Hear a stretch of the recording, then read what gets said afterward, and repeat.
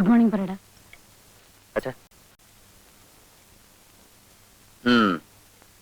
Darling, ഇന്ന് ഉച്ചയ്ക്ക് ഞാൻ മിസ്സസ് ചെറിയാനെയും മിസ്സസ് മേനനെയും ബ്രിഡ്ജ് കളിക്കാൻ വിളിച്ചിട്ടുണ്ട്. They'll have lunch with me. Very good. ഇന്ന് നൈറ്റ് ഡിന്നർ ഞങ്ങൾക്കൊക്കെ മേരി തോമസിന്റെ വീട്ടിലാണ്. എനിക്കിന്ന് ഡിന്നർ സീലോഡില.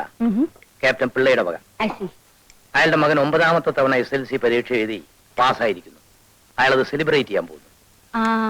എന്നല്ലേ സീലോഡിയും തിരിച്ചു വരുമ്പോ എന്നെ കൂടെ പിക്കപ്പ് ചെയ്യാമല്ലോ. Okay, thank you. മമ്മി, ഞാൻ ഡിന്നറിന് വരില്ല കേട്ടോ. I have got a programme. എന്റെ ഫ്രണ്ട് ഉഷയുടെ ബർത്ത്ഡേ ഇന്ന് രാത്രി ഞാൻ അവിടെ പോകും. ഓ യെസ്, പ്രസന്റേഷൻ എന്തെങ്കിലും വാങ്ങിച്ചോണ്ട് പോണം. Yes mummy. പിന്നെ നിന്റെ പ്രോഗ്രാം എന്താണ്? നീ എവിടെയെങ്കിലും പോകുന്നുണ്ടോന്ന്? ഇല്ല, ഞാൻ ഇവിടെ തന്നെ ഉണ്ടാകും.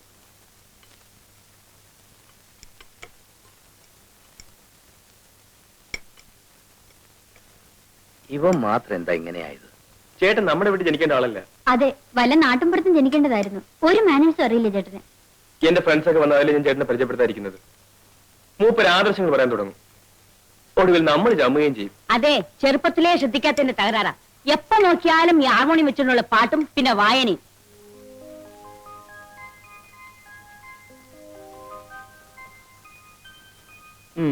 ഇന്ന് ജോലിക്കുള്ള അപേക്ഷ ഒന്നും അയക്കാനല്ലേ സാറേ? ഇന്നത്തെ പേപ്പറിൽ ടൗണിലുള്ള ജോലികളെ പറ്റിയുള്ളൂ. എനിക്കത് ഇഷ്ടമല്ലല്ലോ. വാസ്തവം പറഞ്ഞ സാറിന്റെ സ്ഥിതി കാണുമ്പോൾ എനിക്ക് സങ്കടം തോന്നുക. വീടിന് വീട്, കാറിന് കാറ്, പണത്തിന് പണം, ബിസിനസ് നോക്കാനാണ് സ്വന്തം ഫാക്ടറി. ഇത്രയും സൗകര്യങ്ങളുള്ളപ്പോ സാർ ഇങ്ങനെ ജോലിക്ക് അപേക്ഷിക്കേണ്ട വല്ല കാര്യമുണ്ടോ? മനസ്സിന് ഇഷ്ടപ്പെട്ട ജോലി വേണ്ട ചെയ്യാൻ ശങ്കരൻകുട്ടി. പിന്നെ സാറിന് ഇപ്പൊ ജോലി ചെയ്തിട്ടുണ്ട് ജീവിക്കാൻ. എനിക്ക് കഴിയുന്നതും സ്വന്തം അധ്വാനം കൊണ്ട് ജീവിക്കാനാണ് ഇഷ്ടം. ഡിഗ്രി എടുത്തതും ജോലി കിട്ടാൻ സാധ്യതയുള്ള കോഴ്സൊക്കെ പാസ്സായതും അതിനുവേണ്ടിയാണ്. എന്നാലും ഒരു കുടുംബത്തിന് ഒരാൾ മാത്രം ഇങ്ങനെ ആയത് എനിക്ക് മനസ്സിലാക്കാൻ പറ്റാത്തത്. അച്ഛനും അമ്മയ്ക്കും ഡിന്നറും ക്ലബ്ബ്, അനിയന് ഡിസ്കോ, അനിയത്തിക്ക് ക്രിക്കറ്റ്, ചേട്ടച്ചാർക്കാണെങ്കിൽ മഹാത്മാഗാന്ധിയുടെ കുറെ പുസ്തകങ്ങളും ആദർശങ്ങളും വാത്മീകവും. വാത്മീകമല്ല, ആത്മീകം. അത് തന്നെ ഞാൻ പറഞ്ഞേ. ഇത്രയ്ക്കായ നിലയ്ക്ക് വല്ല രാഷ്ട്രീയ പാർട്ടിയിൽ ചേർന്നിരുന്നെങ്കിൽ അതൊരു ഗുണായനെ. ഇത് അതുമില്ല. അല്ല, ഞാൻ അറിയാണ്ട് ചോദിക്കുക, ഈ ജീവിതത്തിന് എന്താ ഒരു സുഖമുള്ളൂ സാറേ? ശങ്കരൻകുട്ടിക്ക് അത് മനസ്സിലാത്തോണ്ട്. ഈ പട്ടണത്തിന്റെ ചായം തേച്ച മുഖങ്ങൾ കണ്ട് ഞാൻ മടുത്തു. എന്നും ഒച്ചയും ബഹളവും ആത്മാർത്ഥയില്ലായ്മയും. എനിക്കിഷ്ടം ഗ്രാമത്തിന്റെ ശാന്തതയെ. പച്ചപിടിച്ച പാടങ്ങൾ, നിറഞ്ഞൊഴുകുന്ന പുഴകൾ, തണുത്ത കാറ്റ്. ആ ഒരു സുഖം വേറെ എവിടെ കിട്ടി ശങ്കരൻകുട്ടി? സാർ ഒരു തത്വം കേട്ടിട്ടുണ്ടോ? എന്താ? എറിയാനറിയുന്നവന്റെ കയ്യിൽ ദൈവം വടി കൊടുക്കില്ല എന്ന് വെച്ചാല്? വടി. അതായത് ദൈവം വടി എന്ന് വെച്ചാൽ ദൈവത്തിന്റെ വടി. എന്തോ ഞാൻ പോരാട്ടോ. എന്തോ ഞാൻ എവിടെയായിരുന്നു? ഓഫീസ് പോകുന്ന സമയത്ത് കാറിനടുത്ത് വയ്ക്കണമെന്ന് പറഞ്ഞിട്ടില്ലേ? സാർ, ഞാൻ അവിടെ വിനയ സാറിന്റെ അടുത്ത്. വിനയ സാറിന്റെ അടുത്ത്? സാറിന്റെ ഓരോ വണ്ടി എടുക്ക് സാർ.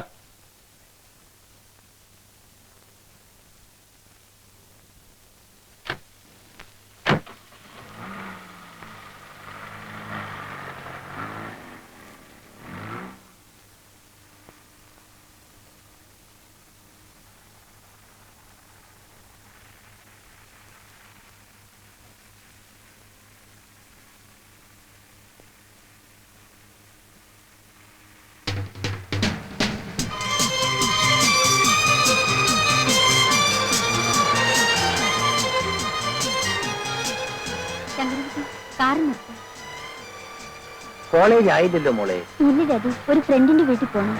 ഒരു ബുക്ക് വാങ്ങിയിട്ടാണ് കോളേജിൽ പോകും. ഓ ശരി, വണ്ടി വിടും. ബൈ.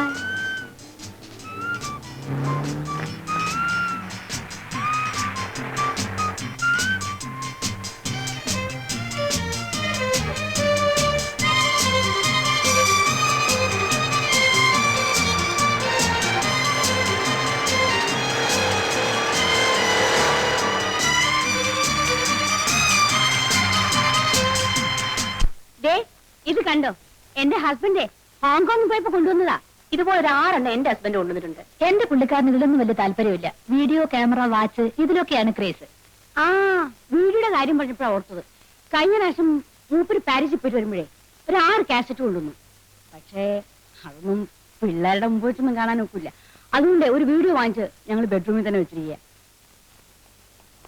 ബാബു, നിനക്ക് ക്ലാസ്സിൽ പോണ്ടേ? ഇല്ല മമ്മി, എനിക്ക് കുറച്ച് പ്രോഗ്രാംസ് ഉണ്ട്. ബൈ. ബൈ.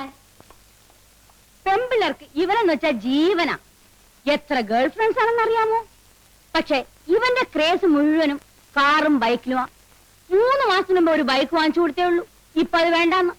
ഡാഡി കാറ് വേണം എന്ന് പറഞ്ഞ് ഭയങ്കര ബഹളം. ഉടനെ വാങ്ങിച്ചു കൊടുത്തൊരു dolphin.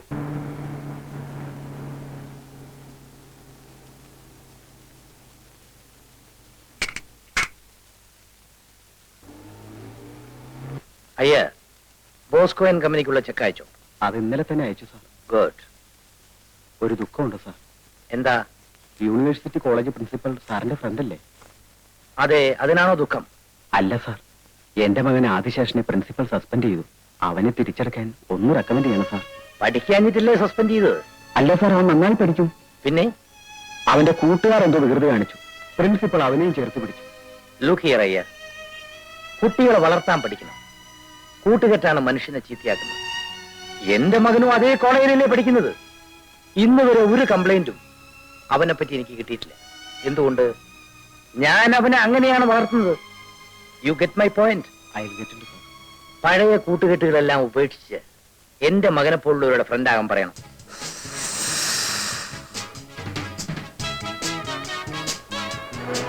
Hey, look there.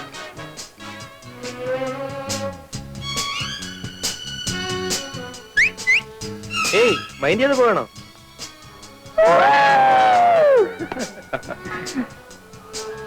Babu ഒന്ന് ക്ലാസ്സിൽ പോകണല്ലേ? എടോ, അവിടെ ഇരുന്ന് പഠിക്കുന്നതിനേക്കാൾ എത്രയോ കൂടുതൽ കാര്യങ്ങൾ ഇവിടെ ഇരുന്ന് പഠിക്കാം. താൻ പൊയ്ക്കോ. ബാബു നോക്ക്.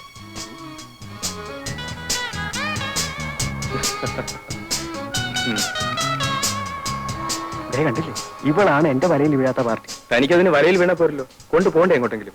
അല്ലാതെ ചുമ്മാ പ്രേമിച്ചാണ് എന്നിട്ട് നട കാര്യം. വീഴുന്നാണെ കൊത്തുക. കൊത്തി കാര്യം കഴിഞ്ഞാൽ ദൈവം പോലും അറിയാതെ തല ഊരുക. അതാ എന്റെ പ്രിൻസിപ്പിൾ. ഇന്നലെ ഉണ്ടല്ലേ, ഇന്നലെ ഇവിടെ മ്യൂസിക്കൽ നൈറ്റ്. അമ്മേ, ദേ ഇത് നോക്കി. എന്താടാ അത്? പോയി ഉറങ്ങ. മണി 1:30 ആവാൻ പോന്നു. ഇപ്പോഴാണ് എൻ്റെ ഒരു വാർത്ത. പോയി ഉറങ്ങ.